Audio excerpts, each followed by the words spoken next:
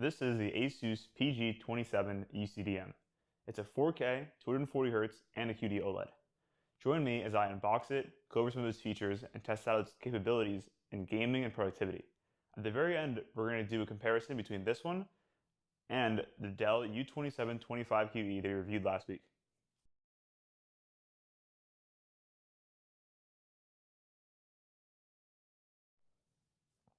Okay, so we've got more pieces for the stand right here. Not sure where we're going to put this yet, but we'll figure that out together.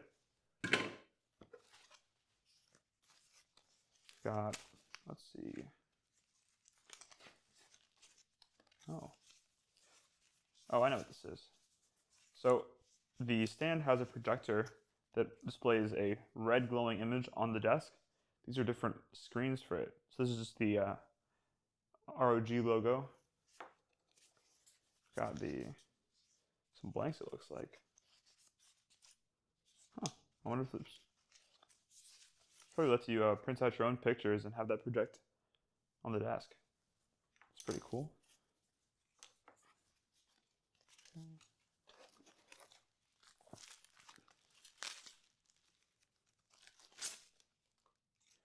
Yeah, this is the piece that you replace with those extras we have over here. Oh, this is really nice packaging. We got a, let's see, it's a certified HDMI cable. This monitor supports HDMI 2.1. Let's see, USB 3 cable, probably for the monitor's KVM. USB-C, USB 3.2 cable. Got a DisplayPort cable. Hopefully it supports DisplayPort 2.1b, which this monitor also supports. This is the included DisplayPort cable that comes with the monitor. It's 3 feet long, so keep that in mind when you're setting up your gaming display.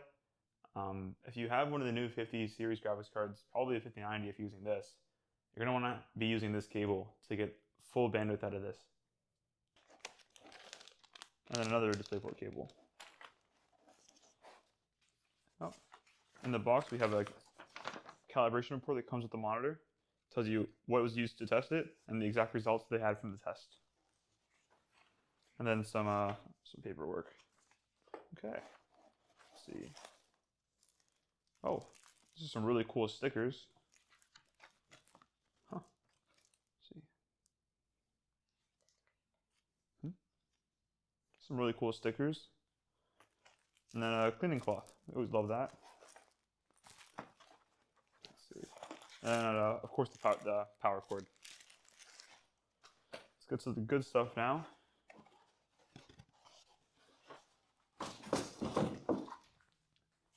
You've got the main part of the stand right here.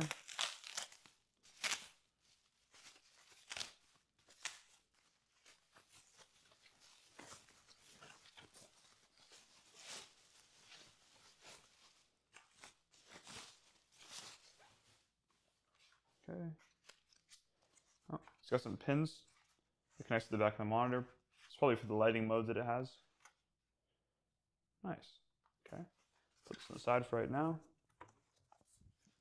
Let's put this stand together real quick. Hopefully it's as easy as it looks. Yeah, and then screw this in.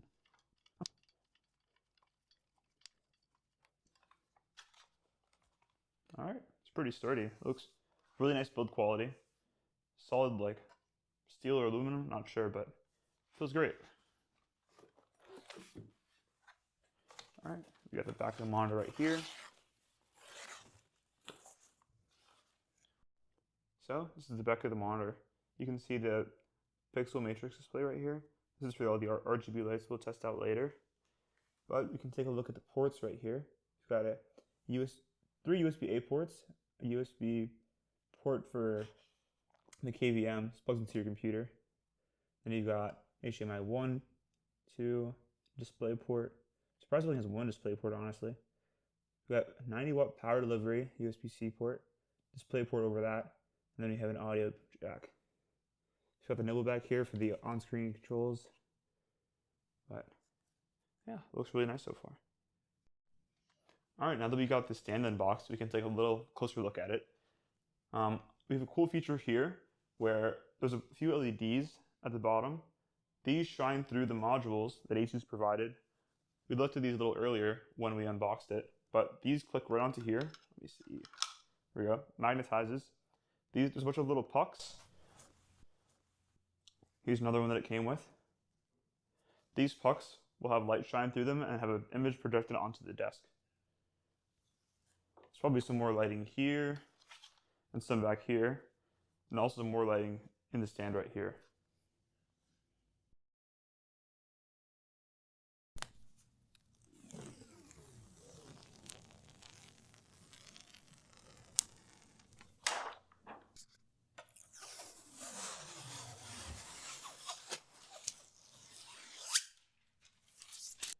Nice. Okay. Well, now we've got it all set up. It feels really nice. Build quality is really there. It feels like an expensive monitor, which I mean it is.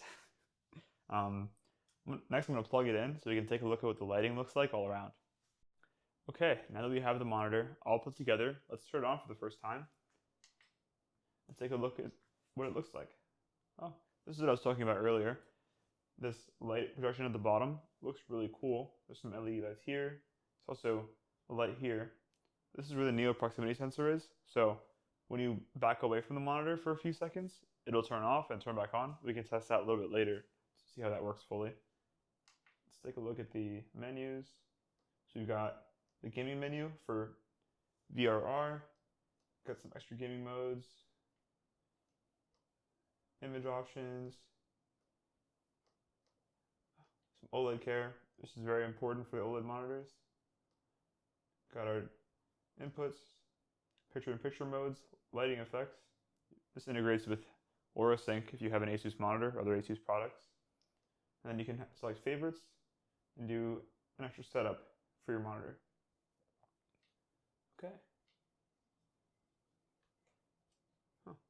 And behind this proximity sensor, there's that nipple we're talking about, and then the left and right is two buttons. So we'll close that. All right, for the next section, we're going to be doing another color test to see how it looks on video, and we'll also do it in the dark. So this is the same video I played last week on the Dell monitor. This is an actual OLED, so you can see how deep those blacks really get. After this, I'll do a comparison of them next to each other so you can see the real difference. But it looks stunning. These blacks are actually as if the pixels are turned off. That's how OLED works. So the blacks are ashy black as if the monitor is off. But we'll play it right now.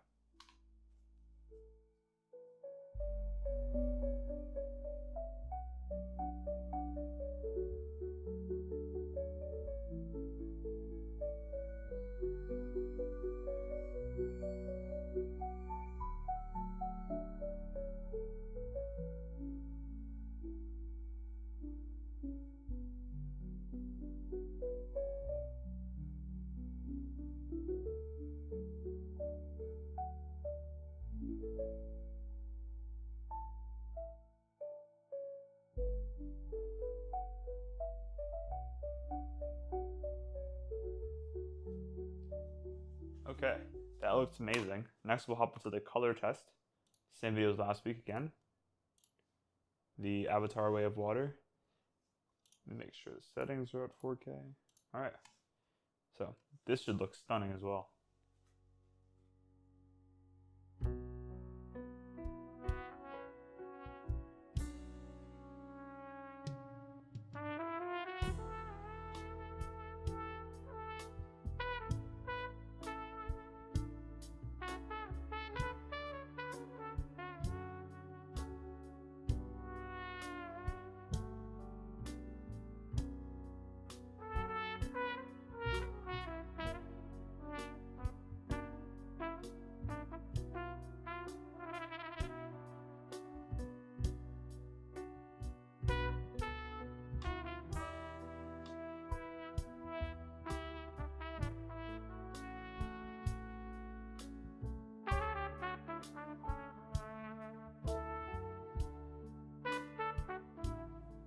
Okay, now that we've done looking at the colors when the lights are off, let's try to see a real life scenario when you have some light sources in the room. We're going to open the curtains and let some light in. See how the reflections are handled under that condition. Okay, we got some lights on. I'm sure you can see the reflection right here. I have a window in the background, and I have a bunch of lights on in my room, so we can kind of show you the worst case scenario. It still looks pretty great, honestly. I kind of prefer the way that OLED looks, glossy OLED looks with reflections compared to matte. It's a little bit easier to see. So I'll start this video just like we did for our last test.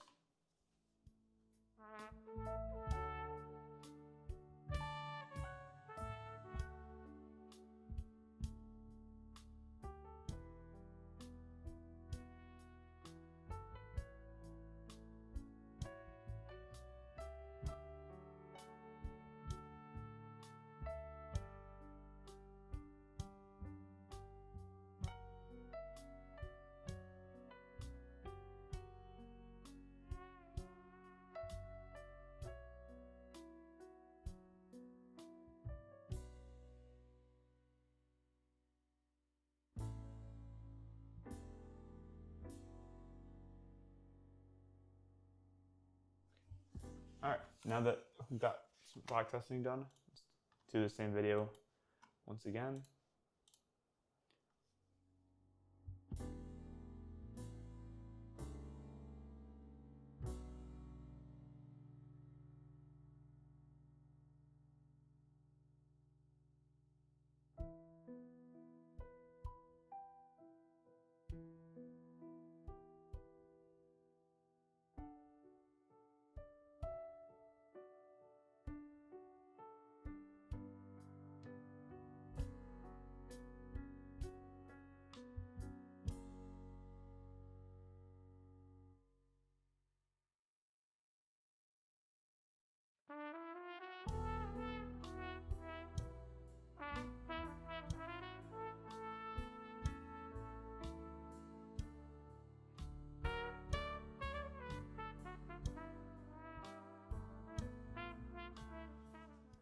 Okay, that's pretty good for a color test. Now I'm going to bring out the Dell monitor, have them side by side, so we can take a look at some good differences between them. Alright, now I have both monitors set up right next to each other. I will say, after putting this together, the stand quality on the Dell monitor isn't nearly as nice, but it also takes up a lot less space, so I kind of prefer it.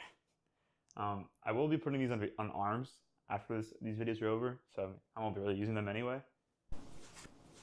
Oh, I have the same video loaded up on these monitors. Off of first impressions, this one looks a lot more colorful, but I can't speak to how accurate that is to the content that's being displayed. So I'll just hit play, and you guys can take a look for yourself and tell me what you think.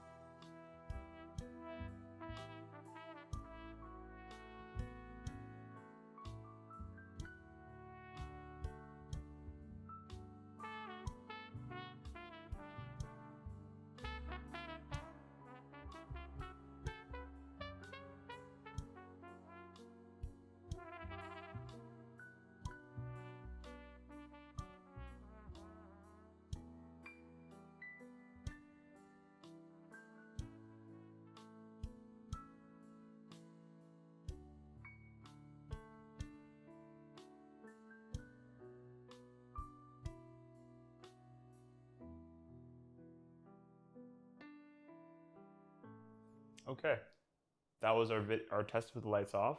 We're going to try it one more time with the lights on. I thought the last test looked really good on both of them, honestly. This one a little bit brighter, a little more colorful, but still not sure which one I want to take yet. So I guess let's see what the next test has to offer.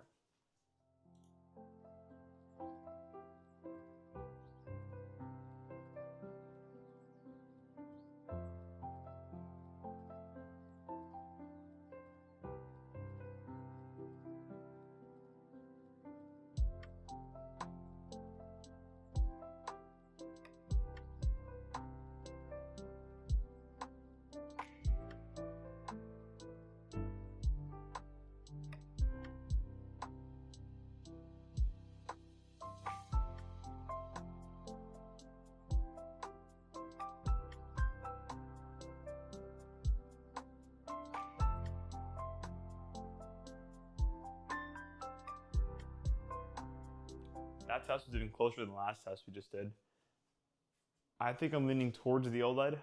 The colors, the detail on this are just a little bit ahead of that one. But still, I don't think you can go wrong with either monitor. But maybe the next test will change your mind. Next test is gaming. Okay, so I have CSGO open on my computer.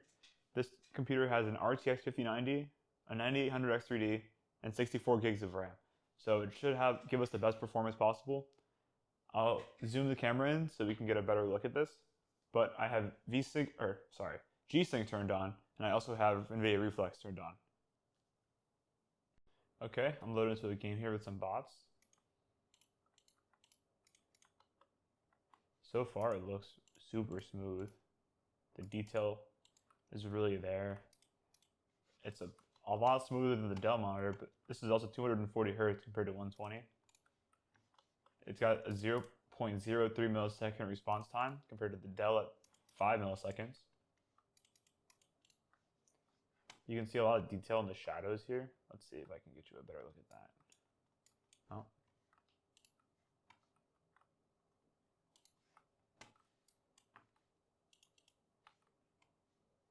You can see it in this scene specifically. The shadows look really good. It's actually dark.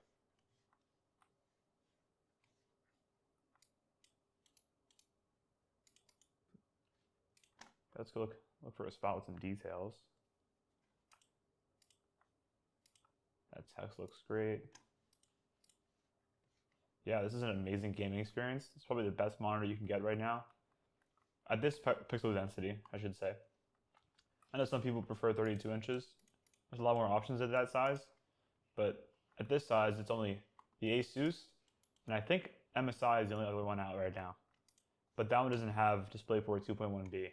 So you're stuck at 40 gigabits per second. And this monitor is basically no holding back, kind of have it all. Yeah, that's it for our gaming test. So last video, I had a few people asking me how the KVM works on the Dell monitor.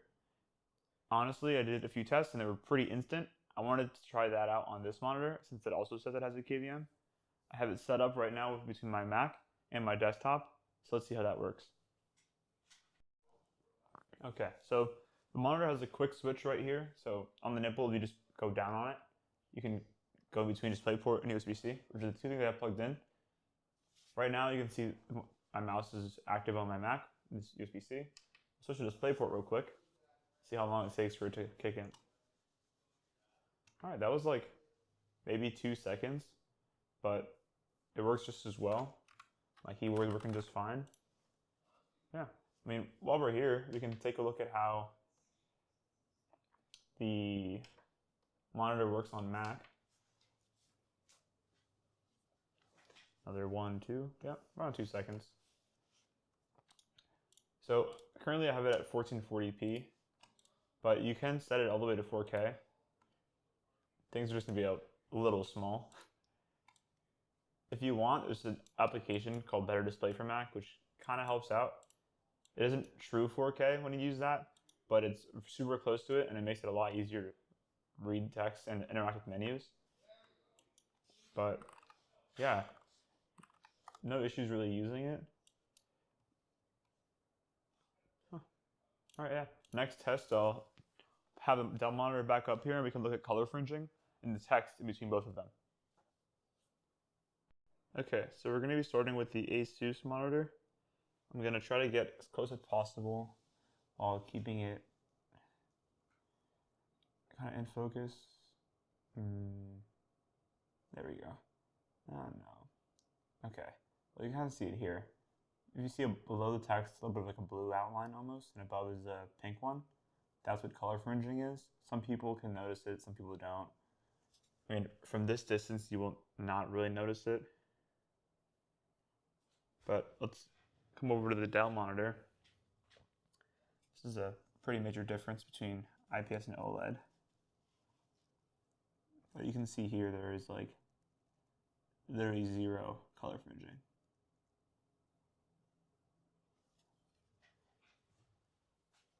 But if you've made it this far, I appreciate you guys. If you leave a like, subscribe, some comments down below. Okay, so you've seen a lot of really nice things about this monitor today, but one of the biggest concerns with OLED is burn-in. But my favorite feature that this monitor comes with is the pixel sensor. It's a cool feature where when you back away from the device, you can set a certain distance at when the screen will automatically turn off. So let's test that out so you can see how it works. Okay, let's see how we set this up in the settings. So when you press in the nipple once, you can see the big menu here. We're going to zoom down to OLED Care, go into here, then you'll see an option called Neo Proximity Sensor. In here, you can set what distance you want. We're going to have it set at 90 centimeters. Screen off time. This is how long you have before the screen turns off. So we've got it set at a minute. Now that we have it set up, let's take a look at how it works. I'm going to set a 1 minute timer here on my Mac, or a stopwatch so you can see when it hits a minute. All right, now I'm going to start the timer.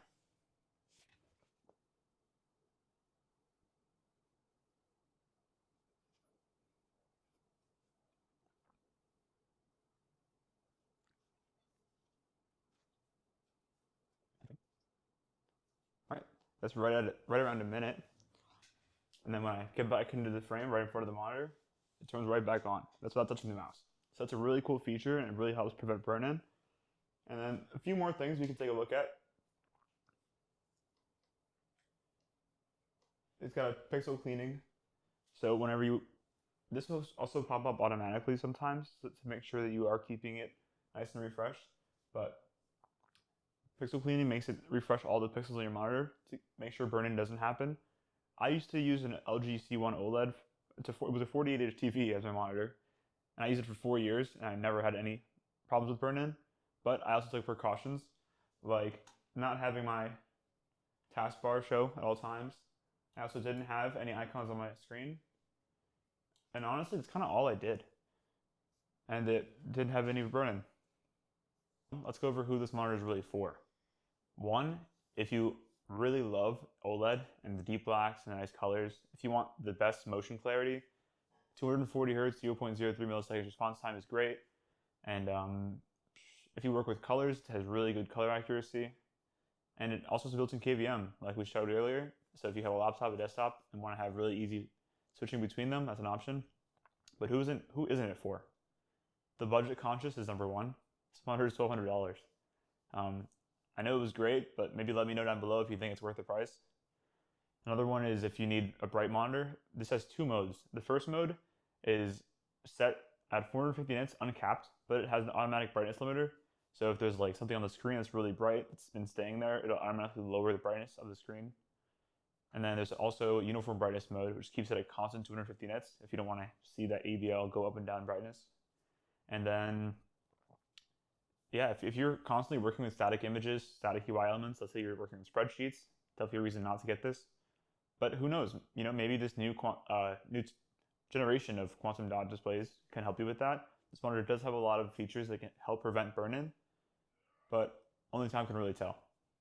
If you enjoyed this video, please let me know down below. Leave a like, subscribe, leave some comments. Thank you for staying for this long, and let me know what I should review next. Thank you.